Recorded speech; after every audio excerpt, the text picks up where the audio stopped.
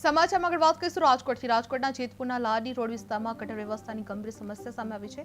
શાક માર્કેટ આવેલ હોવાથી અહીં રોજ હજારો લોકોની અવરજવર રહે છે, પરંતુ ભૂગર્ભ ગટર ભરાઈ જતા ગંદુ અને લાલ પાણી રસ્તા પર વહેતા લોકોને ભારે મુશ્કેલીનો સામનો કરવો પડી રહ્યો છે।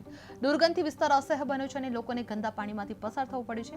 લાડી રોડના રહીશો અને વેપારીઓ નગરપાલિકાની બેદરકારી સામે ત્રાહિમામ પોકારી રહ્યા છે। સ્થાનિકોના આક્ષેપ મુજબ અનેક વખત રજૂઆત છતાં ભૂગર્ભ ગટર સફાઈની કોઈ કાર્યવાહી કરવામાં આવી નથી, જેને લઈને નગરજનોમાં પણ ભારે રોષ જોવા મળી રહ્યો છે।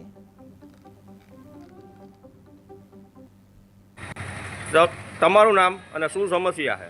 હબીબભાઈ મુસાભાઈ મુસાણી। લાડી રોડની કાયમી સમસ્યા છે। ગટર છલકાય છે, કોઈ વારવાર આવતા નથી, કોઈ ધ્યાન દેતા નથી। આ ગંદુ પાણી, તમે કલરવાળું પાણી જુઓ।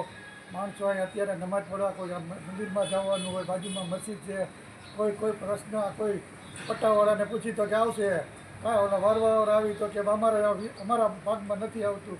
આ બધા તોછડા જવાબ દે છે ને કોઈ નગરપાલિકાના કોઈ સદસ્યોને કોઈ પડી નથી અને કોઈ જવાબ દેતા નથી કાંઈ।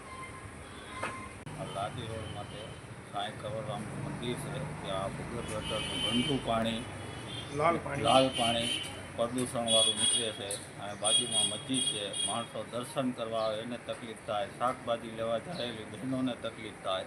આ સુધરાઈવાળા કોઈ એમાં ધ્યાન આપતા નથી।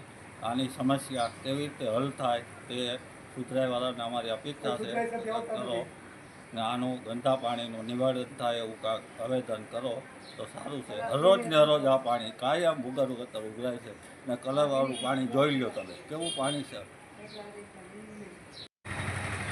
તમારું નામ અને શું સમસ્યા છે? હબીબભાઈ મુસાભાઈ મુસાણી। લાડી રોડની કાયમી સમસ્યા છે। ગટર છલકાય છે, કોઈ વારવાર આવતા નથી, કોઈ ધ્યાન દેતા નથી। આ ગંદુ પાણી, તમે કલરવાળું પાણી જુઓ।